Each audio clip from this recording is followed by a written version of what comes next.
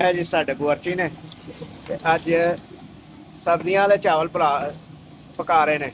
ਸਬਜ਼ੀਆਂ ਵਾਲਾ ਪੁਲਾਓ ਤੇ ਅੱਜ ਰੋਜ਼ਾ ਹੈ ਬਾਈਆਂ।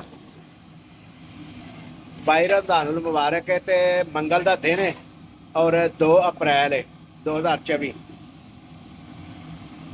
ਜਾਮਿਆ ਮਸਜਿਦ ਫੈਜ਼ਲ ਹਸਾਨੀ ਪੀਰਕੋਟ ਰੋਡ ਕੱਖੜ ਰੋਜ਼ਾਨਾ ਅਫਤਾਰੀ ਕਰਾਈ ਜਾਂਦੀ ਹੈ ਔਰ ਇਹਦੇ 'ਚ ਖੁਸ਼ ਹੋ ਕੇ ਜਿਹੜੇ ਨਾ ਅਫਤਾਰੀ ਕਰਾਈ ਜਾਂਦੀ ਹੈ ਔਰ ਹਰ ਬੰਦਾ ਰੋਜ਼ਾਦਾਰ ਜਿਹੜਾ ਖੁਸ਼ ਹੋ ਕੇ ਅਫਤਾਰੀ ਕਰਦਾ ਔਰ ਦਿਲੋਂ ਦੁਆ ਦਿੰਦਾ ਹੈ ਹਰ ਉਸ ਬੰਦੇ ਨੂੰ ਜਿਹੜਾ ਉਹਨਾਂ ਦੀ ਖਿਦਮਤ ਕਰਦਾ।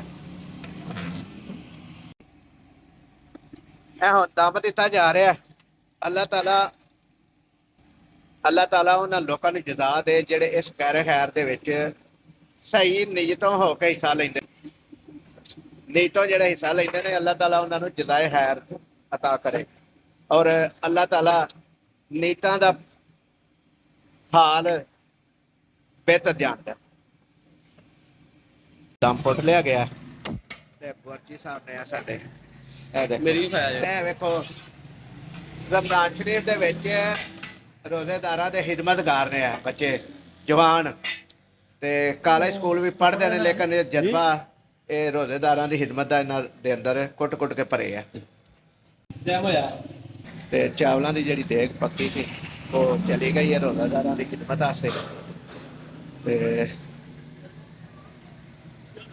ਅੱਲਾਹ ਤਾਲਾ ਕਬੂਲ ਕਰੇ ਸਾਡੀ ਖਿਦਮਤ ਜਿਹੜੀ ਅਸੀਂ ਰੋਜ਼ੇਦਾਰਾਂ ਦੀ ਕਰ ਰਹੇ ਹਾਂ। ਅੱਲਾਹ ਕਬੂਲ ਕਰੇ ਜੀ।